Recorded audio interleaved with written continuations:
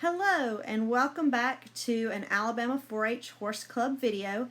Today we are talking with Farrier Jesse Hoof, who specializes in hot shoeing.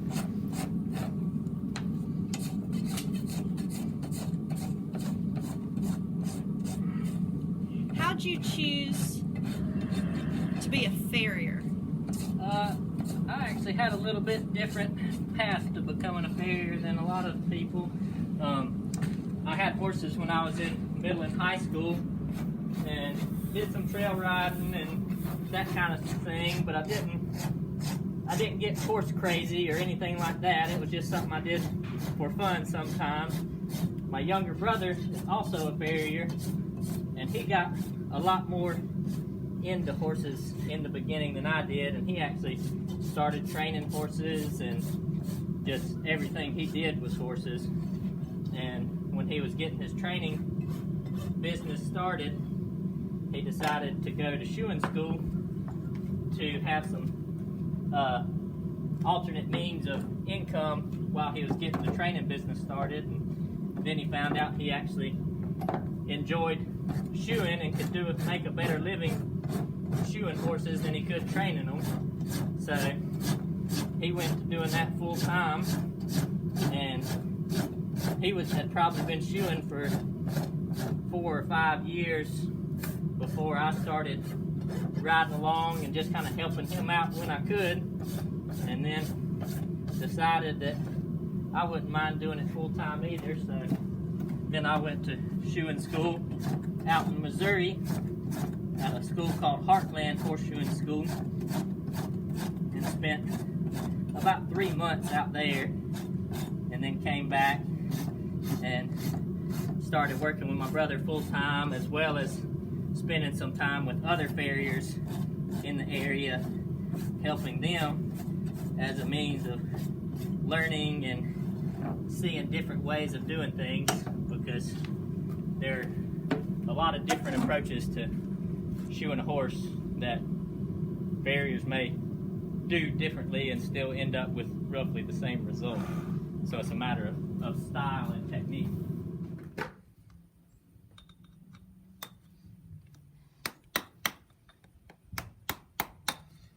All I'm doing here is cutting these clinches so that these nails will pull out easier out of the foot without damaging it when they get pulled.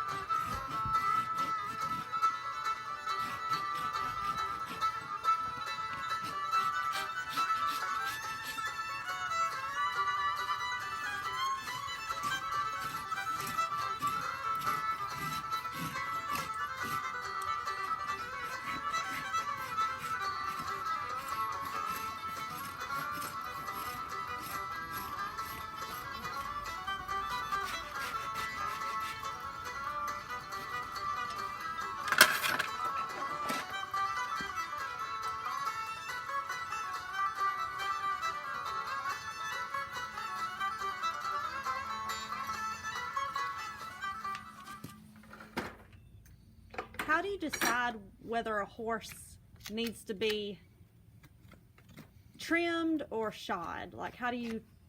There's several factors. One of the biggest is just comfort. Some horses just over the centuries have developed poorer quality feet that just don't hold up to the unnatural demands that we put on horses. And some horses have good, solid, strong feet, and some do not. And then even those that do have solid feet will sometimes be shod for traction purposes. So the two main factors, I would say, that go into the purpose of shoeing horses is protection and traction. Anything outside of that we can maybe affect, but those are not what I would say are the primary roles of shoes.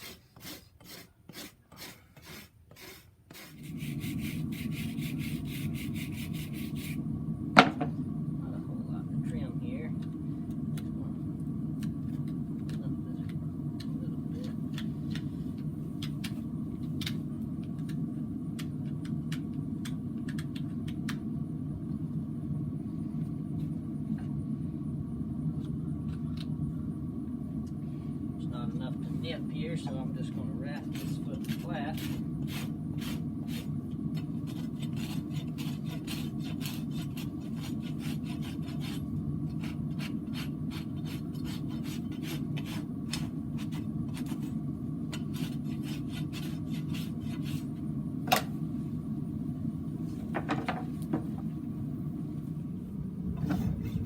How many horses do you think that you either trim or shoe every day?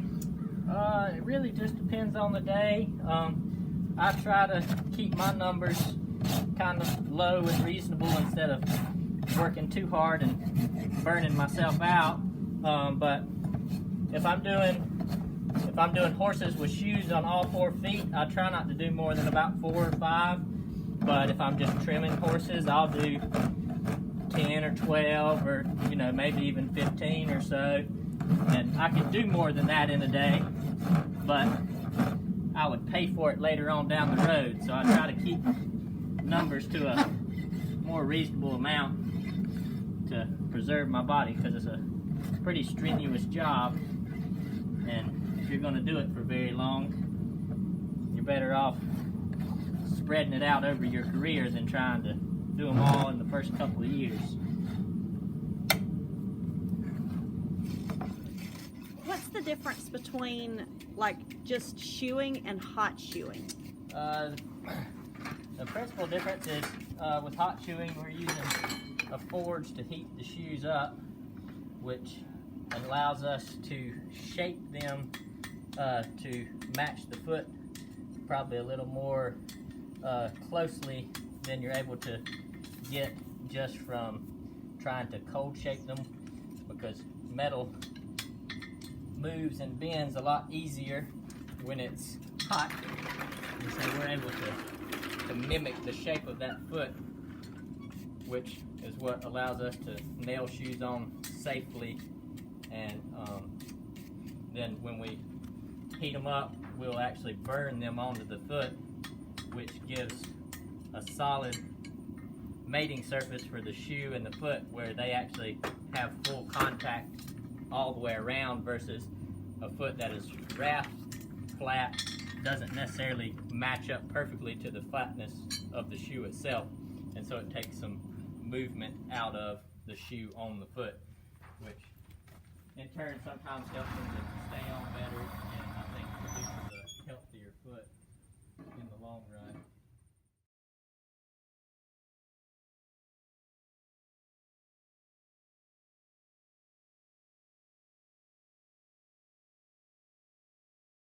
That burning closes up all that new tissue that you've exposed when you trim those feet. So the hoof wall is made up of tubules, which are kind of like just straws. If you picture a big bundle of straws, that's the type of material that the hoof wall is made of. And so when you cut into those, you've got all these open straws sticking down there. And so by burning that shoe on, you seal all that off, and help to prevent invasion from bacteria or anything like that. So it's a little bit of a hygienic thing as well.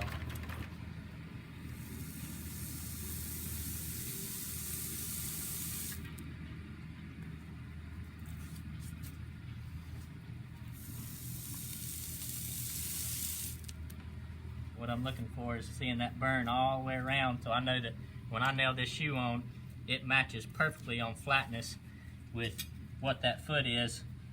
Because if you've got a spot where it's missing, that's just a potential spot for that shoe to move on that foot, which is going to work your nails loose and just provide less stability overall. So ultimately the thing that's going to kill them is exposing them to oxygen and opening those things up. But